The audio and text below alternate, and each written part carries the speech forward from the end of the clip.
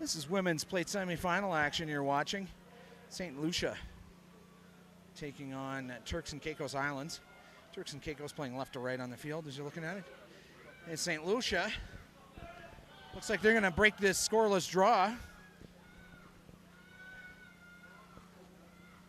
Oh, and nearly catching her at the end, but that's your captain, Electra Morel. She scores, hops at the post there to make the points after a little bit easier. Puts her team into an early 5-0. I won't call it early. It's part through the second half. You're watching live NACRA action. Doug Cross with you from Camp Marte in Mexico City. Former polo grounds. It's not former. It's still the polo grounds for the Mexican military and a casino as well at one time. And that conversion is no good, so it stays 5-0. But this is halftime now, and so you know what? Even though I just started, I'm just going to let the fun roll. We'll be back in just a moment.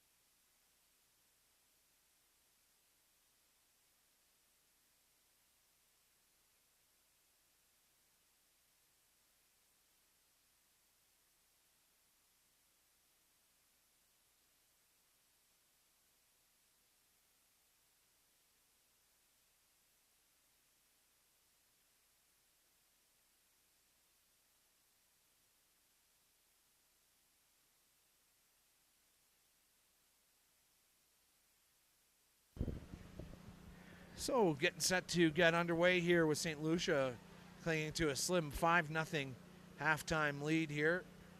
Turks and Caicos will be kicking off, playing right to left here in the second half. And we're back underway. All those players in front of the ball there, and they got to stop that nonsense. Now they get the kick off there, mishandled by St. Lucia's number 10, Pauline Eugene. Getting it down the line, Cigna President. Oh, and this will be another try. It's number 9. It's going to be her second, Morel. Electra Morel getting her second try of the game to make it 10-0.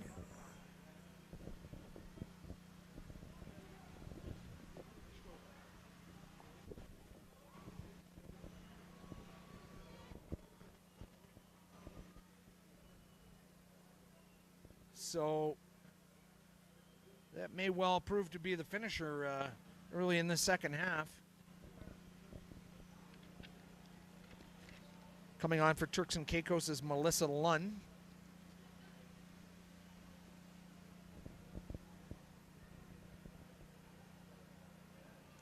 Hope you're enjoying the pictures today. We moved that massive tent that was blocking a lot of our view yesterday.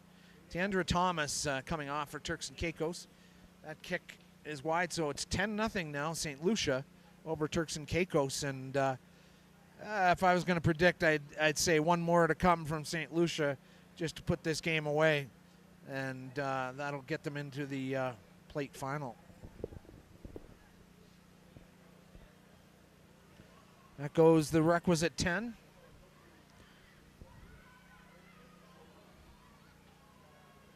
Oh, that was a bit of a loose pass. Didn't go forward.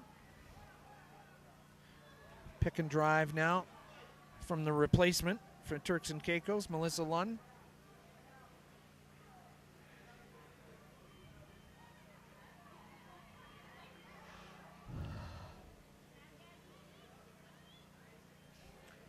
Color scheme not that helpful from Turks and Caicos. The white number on light colored jersey.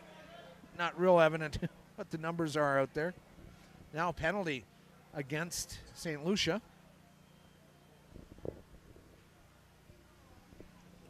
Quick tap. They've done well not to tackle her. They couldn't touch her.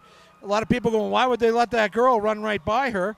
But if they had touched her within that 10-meter zone, here is Turks and Caicos with signs of life here. Important conversion kick to come. But off that penalty, those St. Lucia players were retreating, but they hadn't retreated 10 meters.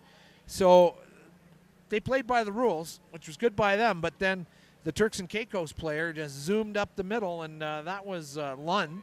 And so here we are now with a 10-7 game and a completely different complexion to this game. And Turks and Caicos feel like they could really make something happen here with that important conversion. If they score a try and convert it, well, it doesn't even matter. They just got to score a try and they'll go into the lead, even with an unconverted try. So now what happens is, the St. Lucians are going to try and keep that ball away as much as possible.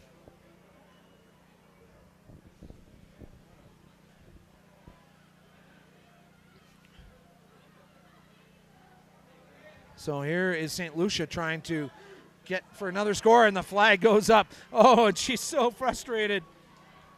St. Lucia's number 11, Emily Remy, thought she was away to the races, but the race she ran included hitting the touchline there.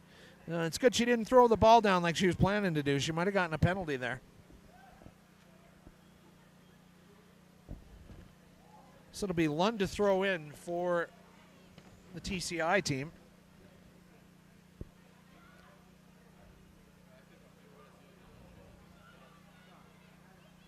Picked up by TCI. Oh, that was a head-high tackle, and that could be a yellow card coming. They're going to play advantage, but regardless of what happens, now they're going to come back for the penalty, and that was a very high.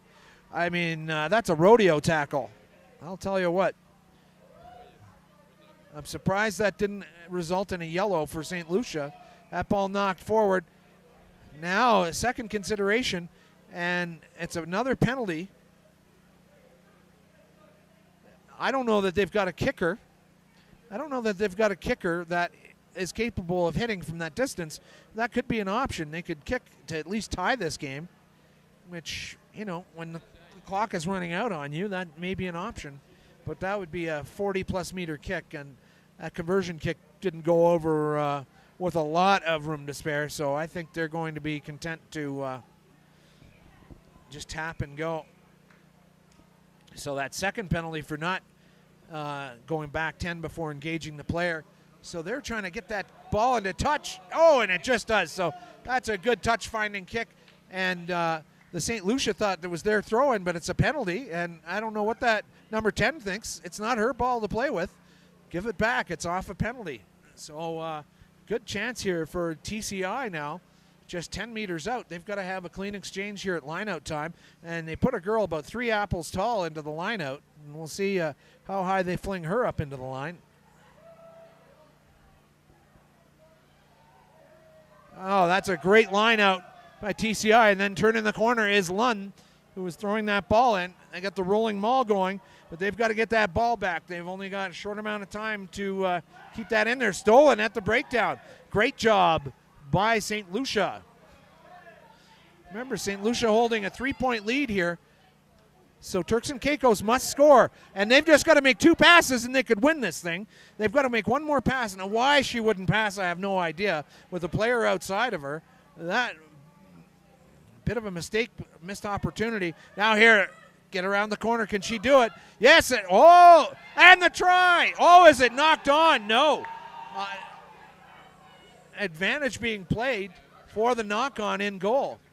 So it's going to be a scrum for St. Lucia from the knock-on. As the TCI player went to score, she lost the handle on it and knocked it on in goal. St. Lucia grabbed it, couldn't do much with it. So their advantage is going to be a scrum. And I'll tell you what, with probably not much time left, I think they'll just be happy to get that ball and kick it into touch and hope that it's full time. Exciting finish here to get, looks like St. Lucia into the plate semifinal. I don't have the other pairings for you just yet, but we'll try and report them as we get them. And that, see, that wasn't the clearance kick they're hoping for. It keeps TCI alive. They've got to just spread this across the field. No cover there. Now turn on the afterburners. There's got to be some support there. That went backwards. No problem there. St. Lucia desperately tackling. Advantage now. Full penalty. Now another high tackle and maybe a yellow card here. Time being called off. The second yellow card, or second high tackle. Now they have a very makeable kick to tie this now, and I don't know that you don't take it and worry about extra time here. I guess they don't have a kicker to back themselves on this. Oh, and snaking through a couple of would-be tacklers now, 2 meters from the line. Turks and Caicos threatening to break this game open late stages of this second half. The rolling maul there. They got to get that ball back. Turks and Caicos has stolen it. Partially charged down. That player's got to keep that ball in play. Oh, and her foot went into touch, and that's going to be the game. Oh, and so a foot into touch is going to end the contest for Turks and Caicos Islands. If they could have scored a try, they would have won the game. But St. Lucia holds on for an exciting victory. So we're going to take a quick break and be back with more game action coming up as Mexico is getting ready to queue up here, I think. Le Serpiente B, I think. And so we may be doing a little crew change here as well as we get Doug and Ruben Duque. So back with more from Camp Marte, and you're listening to NACRA Rugby Action. It's Curacao and Mexico coming up next.